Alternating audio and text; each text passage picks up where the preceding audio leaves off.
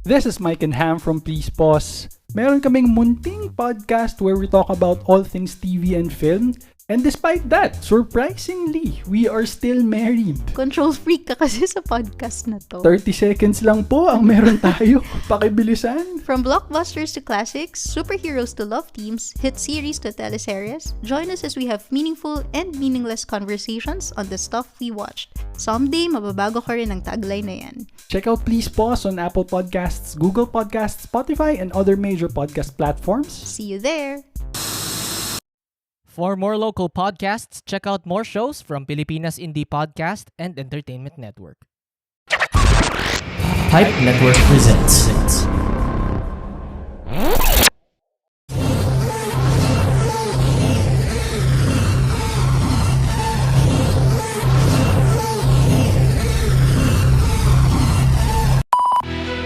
Welcome to your unfiltered Tagalog Wrestling Podcast. This is the THEMTG Show Podcast.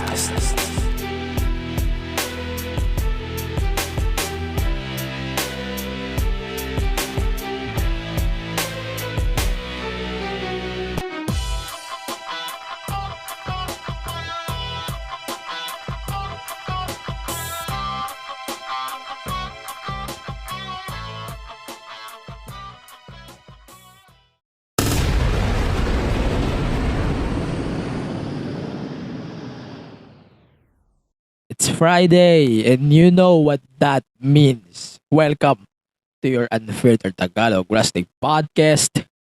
And this is the MTG Show Podcast, a wrestling podcast.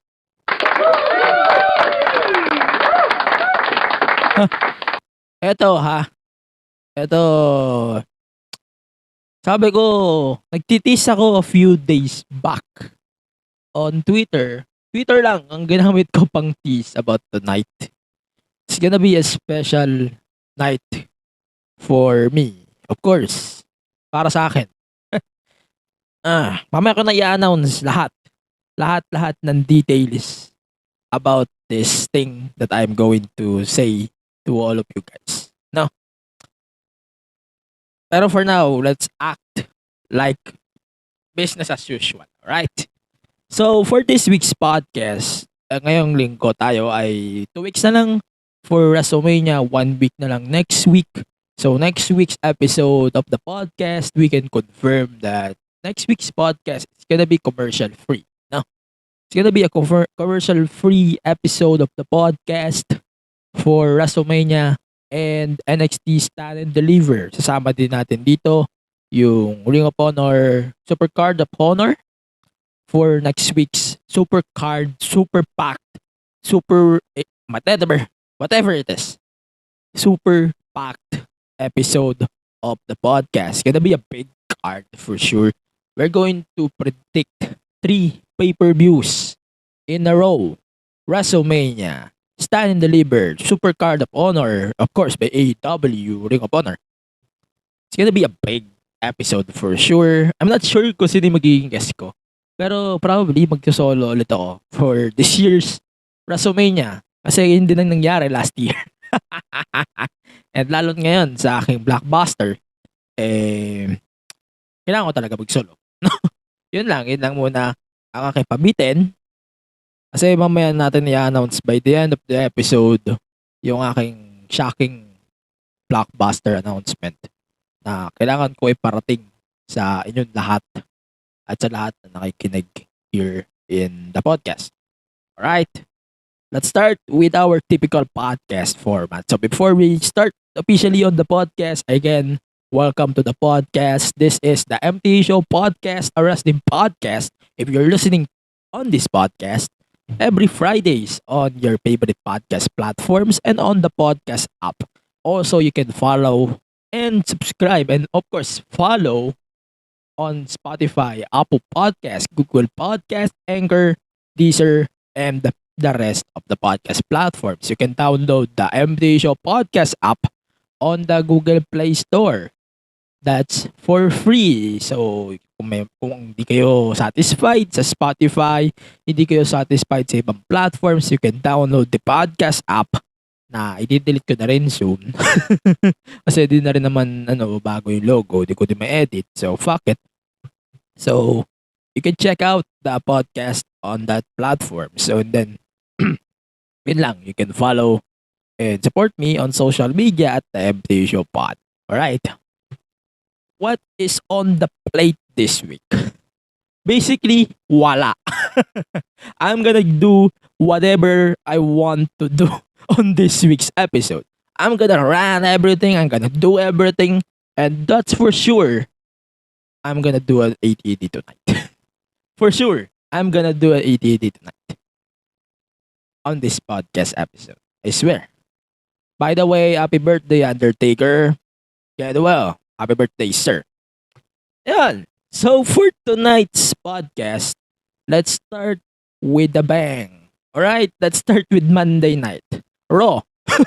And actually, naisip ko pa din talaga what the hell is going on. 2 weeks before WrestleMania, hindi pa rin tayo excited. Hindi pa rin tayo na-hype for WrestleMania. May mga matches na na-hype na tayo.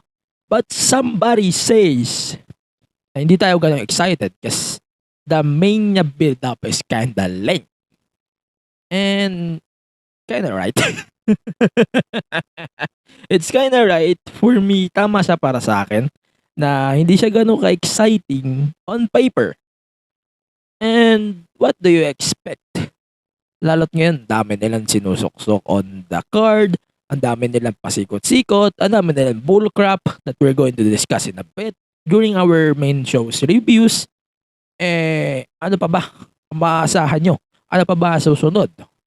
Ano pa ba yung gusto nyo? Ano pa ba ang palabas na gusto nyong ipalabas? Ganun eh. Kung ano ba yung papalabas mo, i-explain mo. Hindi yung ganyan. Hindi yung ilalagay mo lang sa isang feud. Ito, papangalanan ko na. Kay Seth Rollins, putang ina. Yung kay Seth Rollins, sobrang random. Alam mo ba? Na nilagay siya 2 weeks in a row sa isang random feuds o 2 random feuds na alam mo nagpo-feud na nga tapos o may shot na tapos isisingit mo pa to si Seth Rollins like bakit ako nandito? Like what the fuck is going on? To be honest, hindi ko mag-gets kung ano yung point of putting Seth Rollins on that matches 2 weeks in a row. Like, okay, sirain ko na lang tong feud yun. Like, nasisira yung momentum ng feud. Like, what the hell? Like, mga putang ina nyo, what's the point of that? Diba? I don't get the logic here. Hindi ko makuha kung ano yung gusto nyong ipalabas on this one. Kasi sobrang obvious na wala namang magiging outcome to it. Aside sa Seth Rollins, okay, Seth Rollins is here. Seth Rollins is here. Alright, I don't care about the bull crap. Seth Rollins will have a WrestleMania match. That's for sure. Ano bang kailangan natin justify just to build him up? Na darating next week si Cody? Kasi alam naman natin lahat na next week darating si Cody. So what's kind of funny here is yun na nga, nilagay nga nila sa random feud, nilagay nga nila kay Owens, nilagay nila kay Edge at AJ, na obvious naman nun, ganda ng build up, binibuild nga nila, nga. Hindi nga nila ma-justify kung bakit nila nilagay si Rollins do. Ano? Lokohan? Gaguhan? Tangahan? It's kinda suck for me. Sobrang disappointed ako on that part. I don't know kung ako lang ang nakaka-observe, but definitely hindi lang ako nakaka-observe ito. Sobrang BS ng dating sa akin on paper. Pero wala, nabook na rin naman nila. Wala na rin ang magagawa dyan. It's Seth Rollins for sure is gonna be getting his WrestleMania opportunity or WrestleMania moment next week. Okay, let's move on to Kevin Owens. Yan, yun, nalikdingan ko kanina. So, I like the swerve here. Alam ko, ba't maraming may ayaw dito sa swerve na to? So, bakit ayaw nyo sa swerve na to? Diba gusto nyo may sineswerve sa inyo? Alam ko, ba't ang awkward sa akin? Pero I like this stuff ni KO. Nas lumalabas yung pagiging malikhain ng gimmick ni KO. On this one, mas nakikita ko yung pagiging goofy ni KO. And this is definitely the example for that. And that's a plus for me. I don't know why people hating. Ewan ko ba't ayaw nyo to? But honest, marami may ayaw dito eh. And especially, tangina mo, Taz. Si Taz kasi nagraran sa social media about this BS. Taz, alam mo naman na hindi lang AEW ang promotion sa mundo. Bakit pinipili mo tirahin yung isang specific company lang? Dahil ba ito lang ang matino yung kalaban right now? Ha? Kasi, I don't get the point na si Taz, WWE lang ang dinitira niya at this point. Dahil ba ang loyalty ng company mo o loyalty mo kaya sa company lang nila o ni TK? Di mo nga makita-kita ko doon loyalty na meron ka eh. Hindi mo nga maintindihan kung anong pinagbabalaki mo. Ganun lang. Yung loyalty mo nga sa company mo, hindi mo malaman. Ganun lang. Pero balik tayo sa kwento na that's why I love the segment of Kevin Owens. Yung intentional na hindi niya pagsalo doon sa beer, that's a plus for me. And the promos, almost, obvious naman na hindi na kailangan gayahin, but almost he did. That's a successful stuff. And it's sobrang successful ito. Yung, the way he mocked KO, sobrang successful ito. For me. Awan ko sa inyo kung anong take nyo. I'm going to take those things. No. But, definitely this is one of the best and funniest moments of the year so far. I'm gonna put this one in the advance. Okay, move on tayo. So we got Omos versus Commander Aziz and Apollo Crews in a 2-on-1 handicap match. Man, Omos is so fucking impressive on this one. Props to Aziz and Crews, but putting him up, definitely a plus one for me. That's a plus one for sure. That's a big respect for sure. That guy deserves a big raise for sure. And but for sure, they deserve respect for sure. Ang dami ko sinabing for sure, pero that's the truth, man. I love Omos right now. Omos is definitely the best giant guy right now in the roster. But definitely he is the guy right now na dapat i-push for a big story, a big thing. And ang balita nga, for WrestleMania, possible na ma-clear si Bobby Lashley. And he's gonna fight almost at WrestleMania. Anong masasabi ko? Simple lang, it's fine for me. Kung put over si Omos, it's good.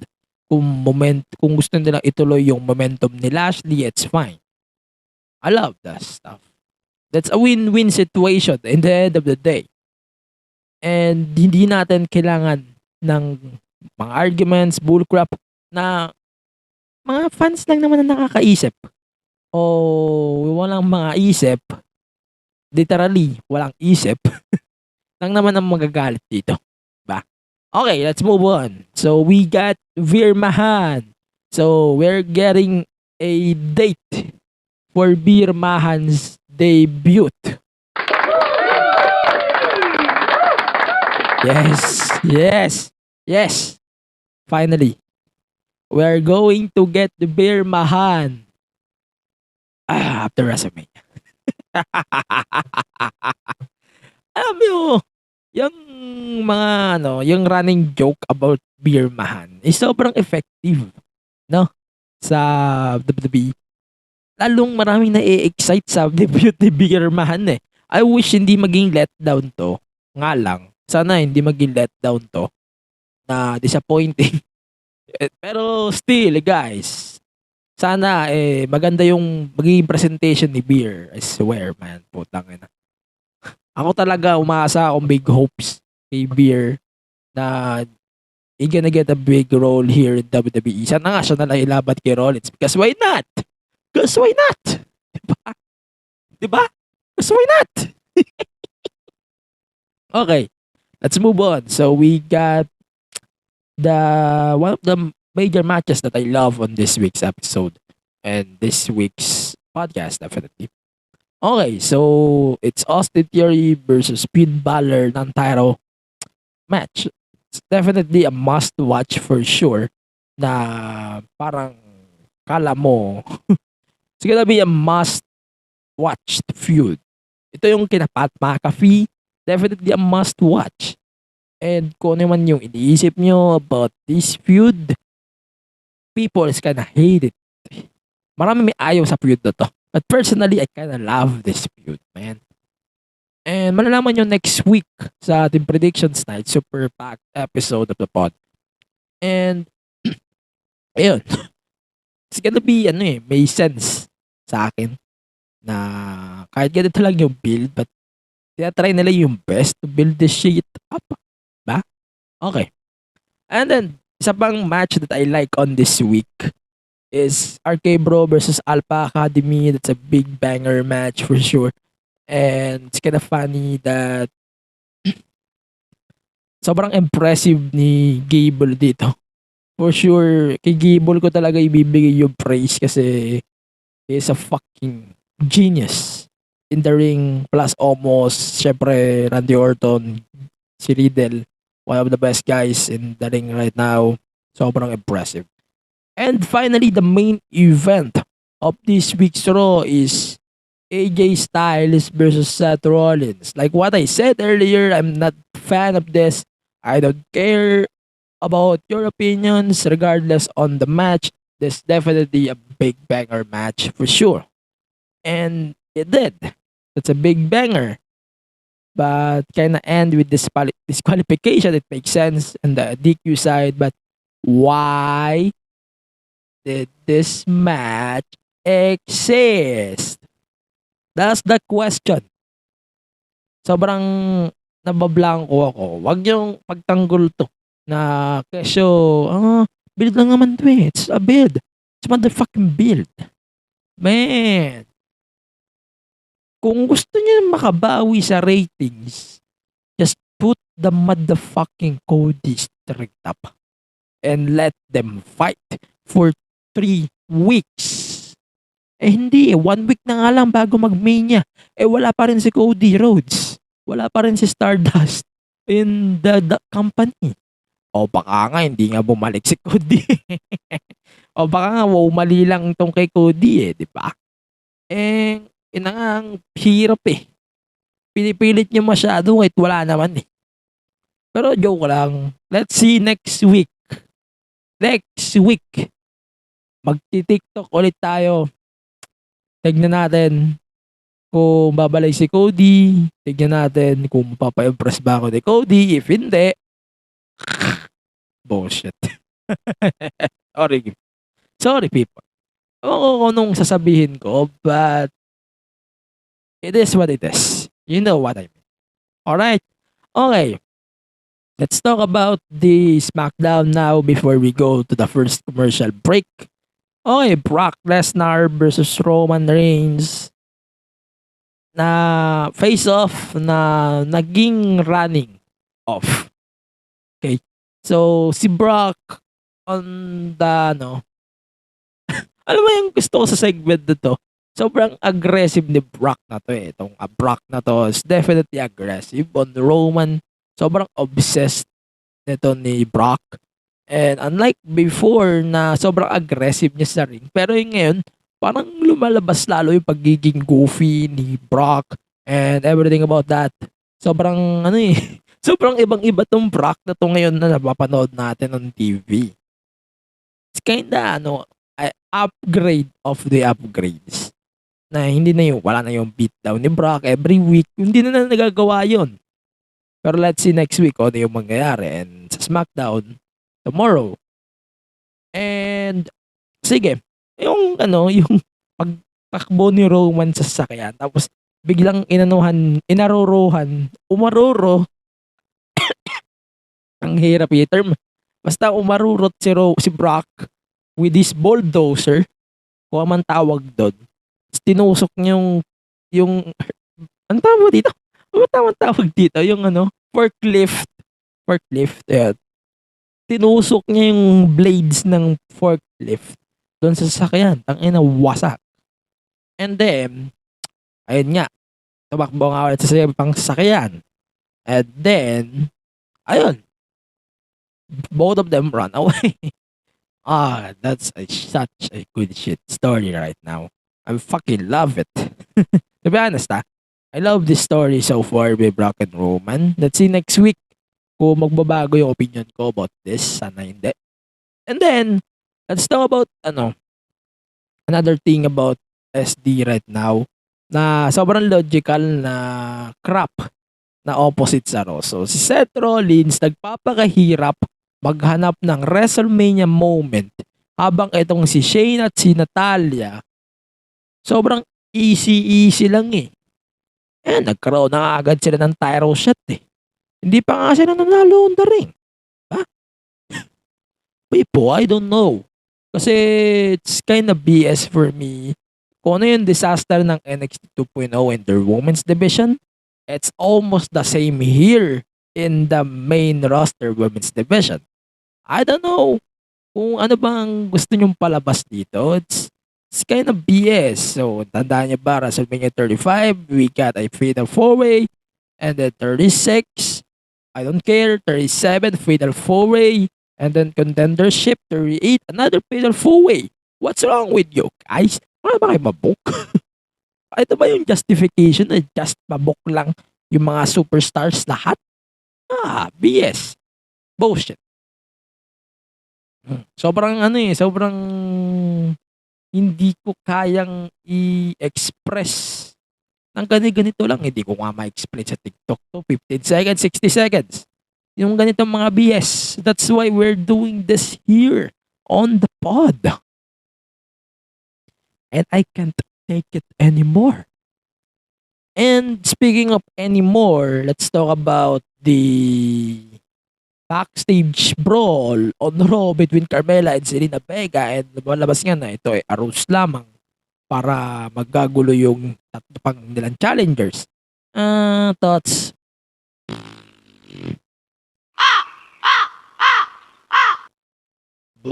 Bullshit.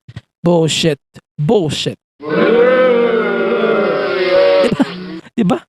That's a setup. But sana nga, tease na yon for the ascension between Carmella and Zelina Vega, or Queen Zelina.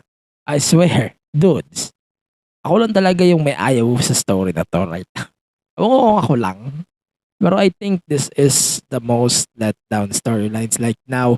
Aside sa Drew and Happy Corbin story, I don't know, but I could not take it anymore. So that's why di ko siya sinasama sa mga podcast recaps natin. And I don't give a fuck. Okay, so finally, let's talk about Ronda Rousey and Charlotte. So, meron silang flashbacks from 2018. That's a good thing. Meron silang, stakes kuno on that week's episode. Blah, blah, blah, blah, blah. I don't give a fuck. The conclusion, okay. Pero ito sabihin ko, gusto ko lang magbigay ng ideya before we go to the first commercial break. Sana may stipulation na matindi itong feud or match na to between Charlotte and Ronda. Wala akong pake kung last minute na yung pag-set up nila na stip. Pero sana itong match na to, sana magkaroon to ng stipulation. I swear. Kasi ito sa tingin ko yung isa sa mga magsasalba nitong matchup to. Kasi sobrang up, down, down. Sobrang pababa eh. Sobrang pababa yung posisyon ko sa feud na to. Sorry about people. Sorry that. Sobrang let down eh. Yung build nila right now on this feud, it's sobrang let down. I don't know kung ano yung reaction ng tao about that. I don't really care. But remember, it's Ronda Rousey. Sana bumawi sila sa build-up. Kung hindi, it's gonna be disappointing for sure. Ba? Pero sige, let's go to our first commercial break. Before we go to the first commercial break, let's I want to know you guys na malapit na nga pala ang birthday sale ng Lazada on the 27th of March. It's gonna be a big day for sure sa Lazada. So if you want to support the podcast on Lazada's birthday sale on March 27 on Lazada, please use my links on the description below or podlink.co/6gs. Again, that's podlink.co/6gs. Gonna be a big long run here on the podcast without no extra cost to you. So for now, let's check our other podcast here on Pipe Network.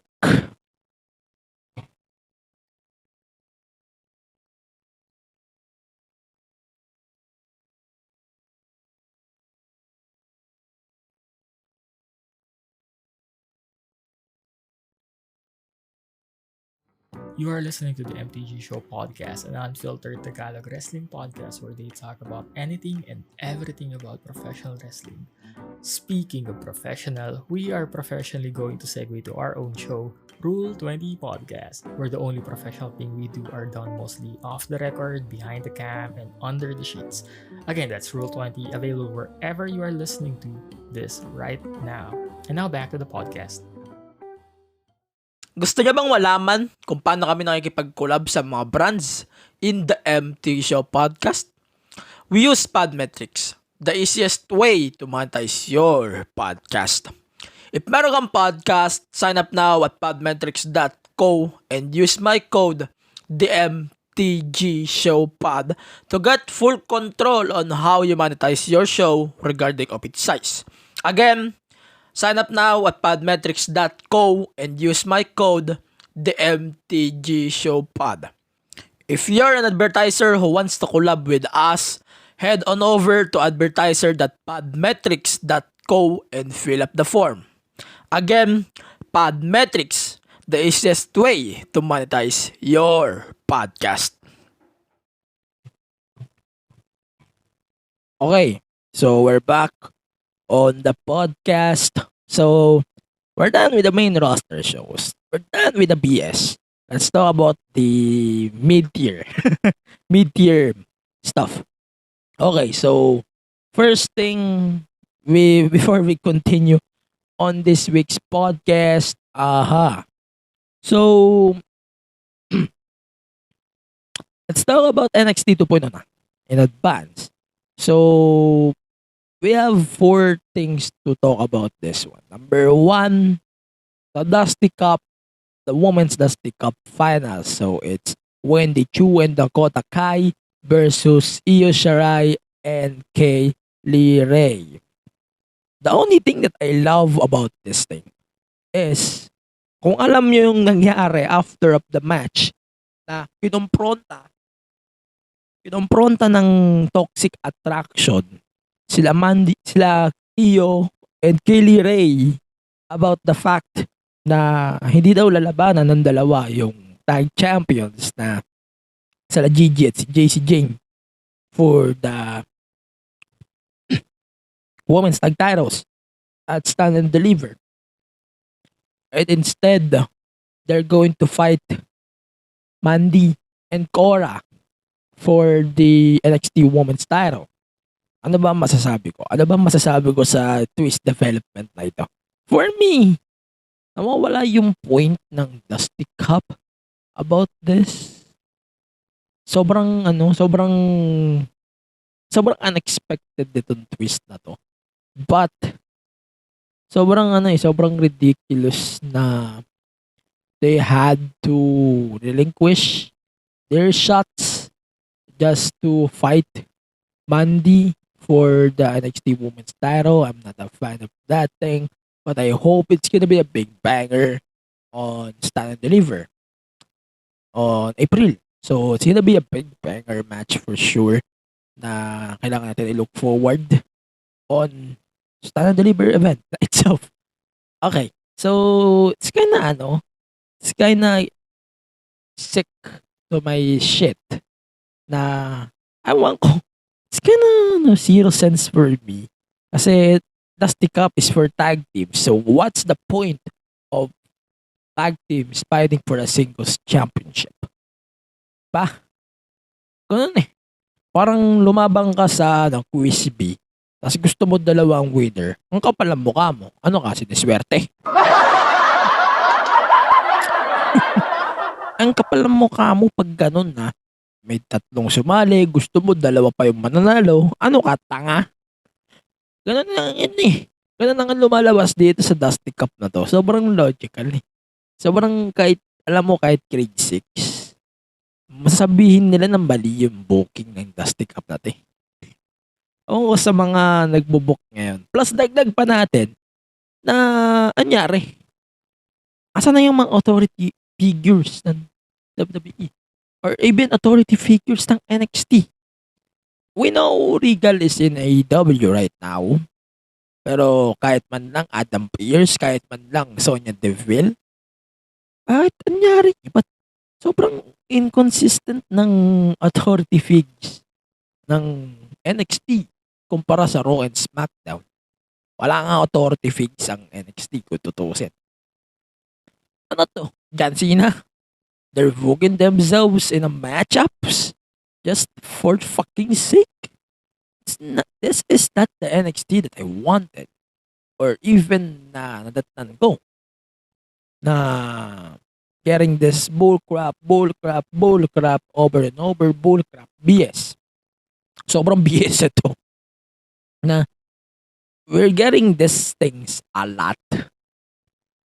But I don't know why we're getting these things a lot. If that thing justifies my point, hindi ko na alam kung ano gusto nilang ipatunayan sa atin. Ha? Ano ba yung anong klaseng palabas to? Alam mo, yung mga ganitong pakonsuelo, masyado na tong masyado na tong bullcrap eh. Parang binook yung batawag dito. Parang binook yung singles competitor sa isang tag team tapos hindi ka mananalo ng tag team taros. Ano kasi raulo? Parang kang tanga na Parang kang tanga nagbigay ng tinapay tapos gusto mo ng sausawan na binigay sa'yo, kape din. Di ba nakakagago? Pwede ka ba naman tanga na magbubuk? Tapos dagdag mo pa na wala nang authority figures ang NXT na sana magkaroon ulit. Hindi kasi John Cena para magkaganyan-ganyan. Lalo na yung kay Carmelo Hayes. Melo, idol kita dyan sa NXT 2.0. But you acting like John Cena is definitely suck. That's for sure. That's for sure, people. That's for sure. Okay, let's move on to the ladder matches ladder match qualifiers. So it's gonna recap. So Solo Sikoa defeated Roderick Strong in a fantastic one-on-one match, and then Grayson Waller defeated A-Kid in a one-on-one match. So it's gonna be a triple threat last chance match. So Cameron Grimes versus Roderick Strong versus A-Kid. And obviously, for obvious reason, si mananalo dito si Carmelo. Si Cameron Grimes ang mananalo dito kasi they're teasing him a lot. And ewan ko na lang kung matalo pa siya dito. Ba? And then, finally, so before we go to the AEW Dynamite recap, I kinda love the Braun Breaker versus Robert Roode match. I'm glad that the glorious thing is a thing ulit here in NXT. So I'm glad they're doing that again. Sana di na mawala. It's a good and fantastic match for me. I don't care about the fans. I don't give a fuck about the fans. I love this match. Sana panoorin nyo din ang TV. Di nyo mariregret to. For sure. Okay. So sige, let's move on to the Dynamite review. So, hindi naman siya overstacked. So, first thing we got is the 8-man tag tornado. So, it's Sting, Darby, Matt Hardy, and Jeff Hardy versus EFO and sino nga ito? Hindi ko lang tayo mga si Butcher and the Blade and the Private Party. I think it is. Tama. Basta yun. I love this motherfucking match. And for me, it's kinda predictable but it makes sense to the story and sobrang may sense yung build up nito. So it's kind of plus for me. Sana panoorin niyo 'to on TV. Wala pa akong maisip na pick of the week sa honorable mentions. But definitely ito yung isa sa mga mare-recommend ko na pick of the week sa matches. That's for sure.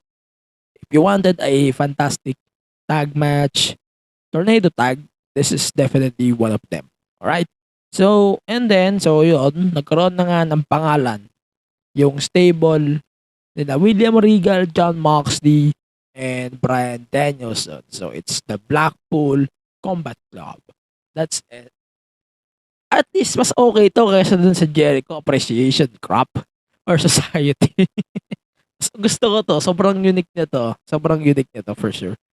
And I hope na by double or nothing, magkakaroon tayo ng tag champs from BCC. Gonna be great. And then, so, one of the most recommendable matches for this week then as well is Adam Cole versus Jay Lethal. Para akong nanonood ng Ring of Honor on this one. This is definitely a banger match na kailangan nyo panoorin for sure. And it's gonna be a great match for sure. For another match between Adam Page and Adam Cole na nakikita na rin natin development. Wala na ang Dark Order aside ni Adam Page. It's gonna be a big dissension for sure. Na tinis na rin nila after ng Revolution and nag-continue yung story ngayon. It's gonna be a great stuff for sure. And finally, MJF. So, si MJF is now feuding Wardlow. He says that, hindi pa tanggal si MJF sa kanyang bulsa o hindi pa siya na-fired. Hindi rin siya mag-work sa AEW. He will work under MJF's purse. And sinabi niya din na magkakaroon ng new era ang Pinnacle, which is Wardlow didn't care about anymore. Kasi sinabi niya na rin na hindi na siya member ng Pinnacle kahit MJF rejects the bullshit. But we don't care. Alright? And then, so basically yun lang ang Dynamite natin. Let's talk about a small Impact recap. No? So, personally, I love this match too from last week's Impact. No? So, it's Motor City Machine Guns versus Jay White and Chris Bay, Bullet Club. Definitely a must-watch match from last week's Impact. And kung gusto nyo ng quickie matches na ganitong stuff, this match is definitely a must-watch. Wala na dream match to. Okay, mag-declare na rin ako ng honorable mention. I'm going to give the honorable mention on this one. Motor City Machine Guns versus Bullet Clubs, Jay White and Chris Bay from last week's Impact Wrestling. So, hindi ako nag-honorable mention kasi surprise yun. Sinabi ko sa posting yon last week na I'm going to reveal my pick on today's podcast. So, there you have it. And then, so we got a winner-take-all match, triple threat between Diona, Purazo, Lady Prost, and Giselle Shaw. That's a fantastic match. I love how Diona wins the match on that week. So, it's definitely a must. So, and then, so we got Josh A versus Matt Taven of Honor No More. Ring of Honor. If hindi nyo alam o nakatira kayo sa ilalim ng lupa. Pero it's definitely that's a good match for sure. And naglo-look forward din ako sa story nito habang tumatagal kasi naghahalo-halo na yung story ni Josh with Moose challenging Moose for the title. And then nandiyan na rin siya sa story ng Honor No More. May possible kaya na masama din siya o screw ng Honor No More. Itong match na to, si Josh itself, there's a lot of opportunities na pwede maging butas pa. So, yun lang basically for Impact Wrestling. So, if you wanted to watch Impact, so meron pong Impact sa YouTube. Siyempre, pwede rin yung option na 4 episodes 1 month for only 25 pesos or less sa YouTube ng Impact Wrestling o 129 may kasama mga events yon, may kasama library yon na pwede nyo rin mapanood on the YouTube channel ng Impact Wrestling. Subscribe lang kayo doon, alright? And then, before we go to the next commercial break, so let me know guys, syempre malapit na ang payday sale and syempre 4/4 ng Shopee. So if you want to support the podcast on your shopping on Shopee, please support the podcast by using my link on the description below or podlink.co/bhx. Again, that's podlink.co/bhx. Makakatulong yan sa podcast with no extra cost to you. And sunod-sunod din naman yung sales ng Shopee. Baka naman, please use my link on the description below. So, we're going to take another commercial break and when we come back, so we're going to do a small ATD episode. Siyempre, unscripted to. Wala akong script dito. Hindi ako magsulat. Kasi I don't give a fuck about scripts. And then, yung announcement ko na after of that commercial, after ng ATD ko. No? So, for now, let's check our other podcast on Pipe Network. Sandy. Tara na, mag-record na tayo. Okay, sige. Kuya.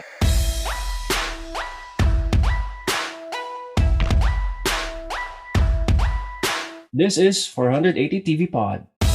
The 482nd TV After Show podcast.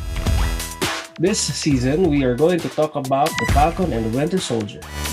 Tune in every Sundays wherever you get your podcast 480 TV Pod. from Pipe Network. Sige na, manood ka na. Diyan ka naman magaling. Okay, hello, mic test, hello. Again, ayun, so, before we go to the ATD episode of the week, gusto ko lang sabihin sa inyo na ina-upload ko yung mga episodes nitong ATD every 2 weeks, no, sa ating mga podcast platforms. Kung hindi kayo nakikinig, so probably this episode will be released next week pag ako'y sinipag, alright? Next week as part of our WrestleMania week. No? It's gonna be great for sure. So, listen very carefully.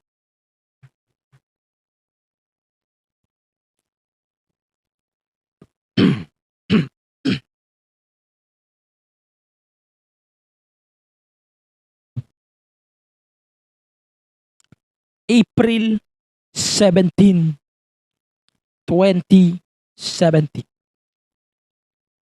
Isang araw, almost 1 month from today. Less than na nga lang, to be exact.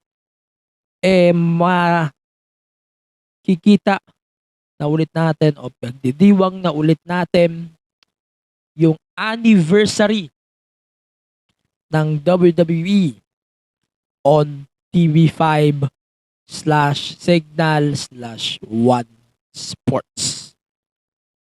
Sa tinagal-tagal ng WWE sa platform na to, One Sports, ano ba ang aspekto? Ginawa ko na to a few weeks back of a year back. I don't care. Gusto ko lang talaga i-educate yung mga fans about these things that we are getting aside from the statistics, but I'm going to give you later. Lesson. Nagpa-poll ako few days back o a day back, whatever. Tinanong ko yung mga nasa poll na yun. Satisfied ba kayo with TV5 airing the programs on their weekly per weekly basis, obviously? 20 people said no. Wala man lang sumagot kahit isa. They said dahil masatisfied sila sa 3 hours na ginagawa dati sa cable o ginagawa ng cable ngayon, magkahiwalay nga lang ng channels. But keep in mind that One Sports is a free TV. Hindi naman malakas ang wrestling sa atin. Let's face it. Let's face the facts, people. Hindi po malakas ang wrestling scene natin dito sa Pilipinas. Kung para tayong India na napakalakas ng wrestling fan base, pwede natin makuha kung ano yung binibigay ng WWE o binibigay ng provider ng WWE on India, which is Sony Sports India, kung ano yung ino-offer ng WWE na sana meron din dapat tayo. But unfortunately, we didn't. Pero, hindi na ako mag-rant about how WWE in Philippine TV works kasi sobrang sawa na ako dyan. In-explain ko na yan ng ibang pagkakataon. Ang dami kong pagkakataon na in-explain ko yan dito sa podcast na to and sa platform na to. But instead, ngayon, ang gusto ko lang ipalabas, ganito lang. Gusto ko magbigay ng payo sa mga nanonood at nakikinig dito sa podcast na to para next time di na kayo maganta Minsan nga, ngayon kasi minsan ini-air na nila yung wrestling 11 p.m. to 12 kasi dami ng black timer sa One Sports. So there's a UFC, UFC, 1FC, andun na rin ang UAAP, PBA, PBL, NBA, plus 1. And then, there's a lot of leagues na nag-air ngayon sa One Sports. As of today's recording, there's a lot of leagues na sabay-sabay na nag-air ngayon. Tapos, eto nga ang catch. Marami pong plot twist na nangyari before and mangyayari sa susunod na mga araw. Yung mga fans, hindi sila satisfied on how the deals works. They didn't understand. Kasi nga naman, nasanay tayo o binuhay tayo with WWE all of the programs in one channel. So, if TV5 can bring UFC before nakuha ng top, if TV5 can bring PF Cup o yung tawag dito yung golf na alam ko, hindi ko tanda pa lang. PF Tour. Basta yun. PFC Tour. Whatever ko naman tawag nila. Kung makuha nila yung mga leagues na yun, I hope they can do it too here in WWE. Lahat yun, wish. Amin natin wish lahat yun.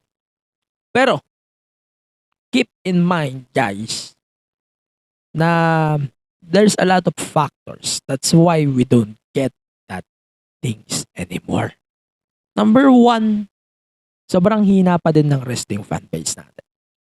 It's not the same as India. Definitely not the same as the US. Definitely not the same as the UK. We have our small wrestling fan base here.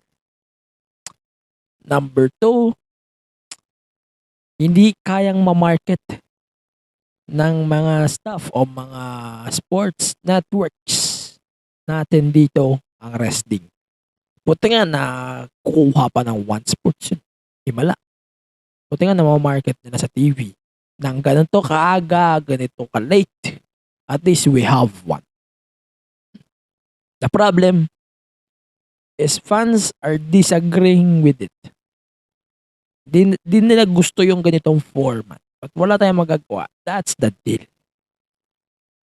But kung gusto niyo magpaka-fantasy tayo dito, sige, magpapaka-fantasy tayo. What if mangyari ngayon yung nangyayari before sa Fox? Saan nyo gusto mapunta yung WWE programming? Let me know in the poll. Magpo-poll tayo dito. So we got a lot of options. So there's One Sports Plus, there's Signal, there's Disney Plus pag dumating, there's Tap na I don't want to consider anymore. Kasi you know the history of me ranting about Tap and everything about Tap. Okay, baka ma-sponsor ako, but I don't care. But, people, magpakatotoo na tayo. Hindi lang ako o kayo ang nauumay sa ganitong system. Hindi lang kayo ang naiinis sa ganitong format. I wish they can do the same thing Fox did before. Kasi sabi nga, you can and you will. But unfortunately, they can't. Kasi di naman tayo big league, hindi naman big ang wrestling sa atin. We don't blame this, guys. Diba? Hindi natin sila masisisi for that. And hindi rin natin kaya na mapalaki pa ang scene if ganito yung gagawin nilang setup. Hindi mag-grow ang wrestling sa atin kung 2 times a week na lang i-air late pa. Paano paano magkakaroon ng ganitong solid ng fan base ang wrestling if wrestling itself is not big here? Sana sa mga providers naman ng wrestling natin dito, sana naman i-market nyo pa ang inyong mga programmings. Not only on TV, i-market nyo din on social media. One Sports is definitely ahead on Top kasi Top didn't care about them. They care about the money. They care about everything. As long as nagkakaroon sila ng pera, they did what they wanted to do. But I wish, sana mag-step up ulit kayo. Step up on their game. Sobrang nakakadismay. Sana andun tayo sa part na lahat ng networks dito, they're doing great on their programmings. Sana lahat ay andon and ginagawa lahat ng best nila just to improve or to market wrestling in our source, in our TV, on our platforms. Sana ganito. Hindi yung out of nowhere, post mo, late pa. Sino matutuwa doon? Pa? Pero sana, din, sa mga fans natin dito ng wrestling, isang payo din. Kung gusto nyo mag-grow yung wrestling programs natin here in the Philippines, please, panoorin nyo din on our shores. Hindi yung papanoorin mo, react, and then di ka na ulit manonood. Hindi nga lalaki ang wrestling natin pag ganyan. Promise. 101%. Hindi po lalaki ang wrestling natin pag ganyan. And last thing, syempre, di ko naman kayo pwede pigilan on your decisions and everything na they or you wanted to see on the podcast. Kung naglo-look forward ka sa mga ganitong senaryo, sa mga ganitong crap na hindi mo pwedeng asahan just for a second dahil hindi mo nga napapanood sa wrestling watch wrestling o sa mga networks like Sony Network o BT Sport o USA, Fox US, wala naman Fox ngayon, dead na. But, let me say this. Guys, kung ang mga K-pop fans natitiis nilang walang music show sa mga YouTube, titiis nila na dumiskarte. Sana ganun din tayo. Sana ganun din tayo mag-isip. Sana hindi na uso sa atin yung GMT. Pag-google mo tanga na tao. Sana yung mga fans natin dito mas mautak pa sa mautak. Kasi we know na hindi na natin napapanood, sana dumiskarte kayo. Hindi yung aasa tayo sa wala. No? But for then, happy anniversary in advance, One Sports, WWE One Sports. Sana baguhin nyo pa yung time slot nyo. Sana agahan nyo to cater more fans. But then, that's my attention to detail.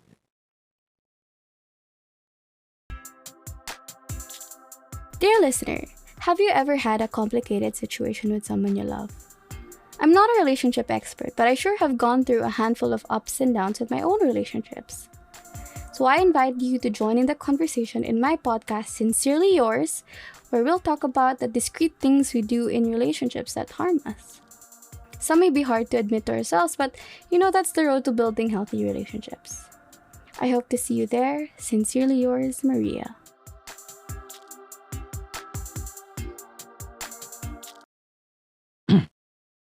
Okay, so time for me to do my picks of the week bago ako magpatuloy sa aking final stuff for this week's podcast, so aking blockbuster.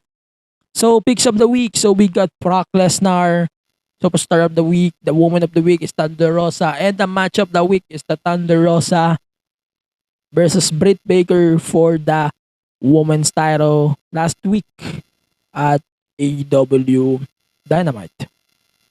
So, yun lang for this week's podcast. And I'm gonna do a big announcement. No? Just for formality lang. Kasi I sent my resignation letter earlier this week sa aking pong network, Pipe Network. So, kino-confirm ko na here on this podcast that I'm going to air my last episode here tonight under their banner. No? So, under of their banner, this is my last episode. So, ngayon po, right now, kung maglolo ko yung pasensya habang binabasa ko. But, I'm going to read my letter here sa episode na to. I'm going to read my statement. Di po ako iyak. Huwag kayo mag-alala. Huwag kayo mag-alala, di ako iyak. Okay? So, ayun. Dear Pipe Network. The date on this letter is March 21, 2022.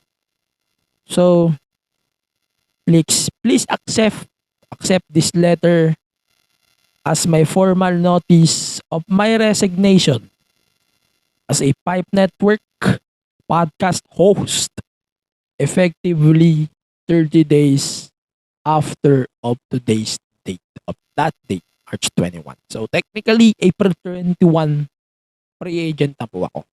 So, I'm going to use those dates para mag-clean up, linisin yung mga episodes ko before. Kailangan ko magbura-bura ng mga references on them. So, definitely this is my last episode referring to Pipe. And next week's episode is gonna be a new era.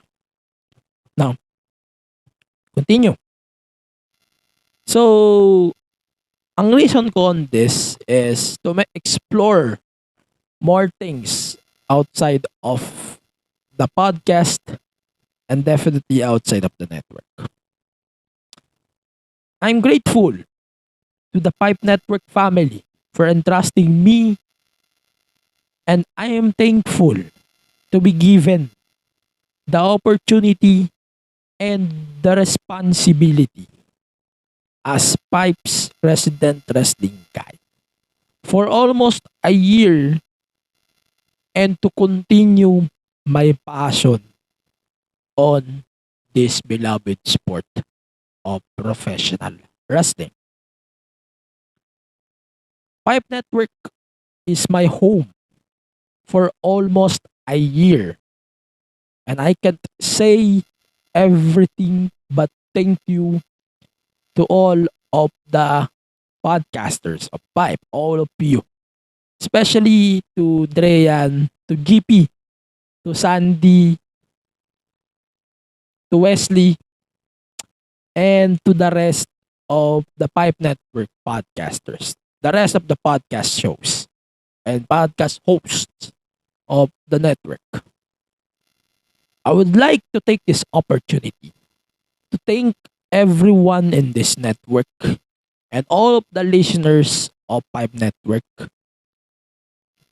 and wish them, everyone, the best of luck in their future endeavors. And of course, good health. And utang na loob po, please continue supporting all of the podcasts of Pipe Network. Sana po, supportahan nyo pa din lahat ng library namin from Mad in Manila. Sorry.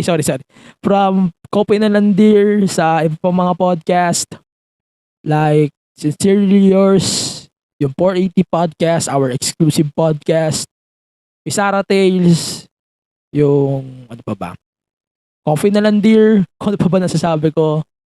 Yung Rajib Show, ano pa ba? Yung We Review, definitely a must listen podcast sa mga naghahanap ng movie podcast. And please pause and the rest of the roster ng Pipe Network. Of course, thank you for all of the times we shared and for all of the collabs. Even though may clean na yung collabs ko. Kasi di naman ako nagko-collab. I hope that our relationship remain and all of our podcasts succeed even more. Stay safe and stay raso. Pipe's resident wrestling guy is now signing off.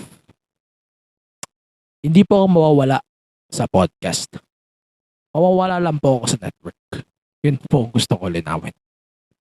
Again, marami pong salamat sa Pipe Network for entrusting me at sa lahat po ng tiwala na binigay nyo sa akin.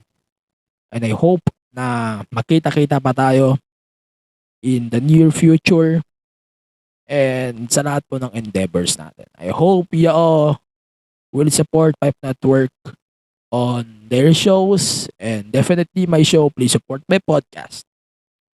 Again, aking pagbate. Thank you, Pipe Network. Thank you. Farewell. Di naman to farewell. For now, ano lang to? Parang magmumuni-muni lang tayo. See you around. And see you soon. Peace. Okay, so if you want to support the podcast here, formally, please listen to our podcast every Fridays on our social media. Of course, listen to Spotify, Apple Podcast, Google Podcast, Anchor, Deezer, and the rest of the podcast platforms. You can listen to this podcast, especially on the MTG Show podcast app, which is available on Google Play Store for Android phones. And also, you can follow the podcast on social media, Facebook, Twitter, Instagram, Twitch, and on TikTok at the MTG Show Pod. So, for the last time, I'm going to plug this. Visit Pipe Network's Facebook page, Twitter, Instagram, Twitch, and on TikTok, syempre, at Pipe Network. And visit Pipe Network's website, pipenetwork.co, for more Pipe Network shows. And then, follow me on social media at AG Penera on Twitter and IG. And yeah, that's it for this week's episode of the podcast. Stay safe, stay reso. Thank you, Pipe Network. Sobrang salamat po sa inyong pagtitiwala sa akin, and I hope see ya around. Farewell. Marami pong salamat. Stay safe, stay reso. And on May 9, 2022, please wag po tayo boboto ng magnanakaw at ng sinungaling. Yun lamang po. Again, farewell po. Sa akin, thank you, Pipe Network. Salamat po sa inyong lahat sa nakikinig sa podcast na ito. Again, farewell and marami pong salamat.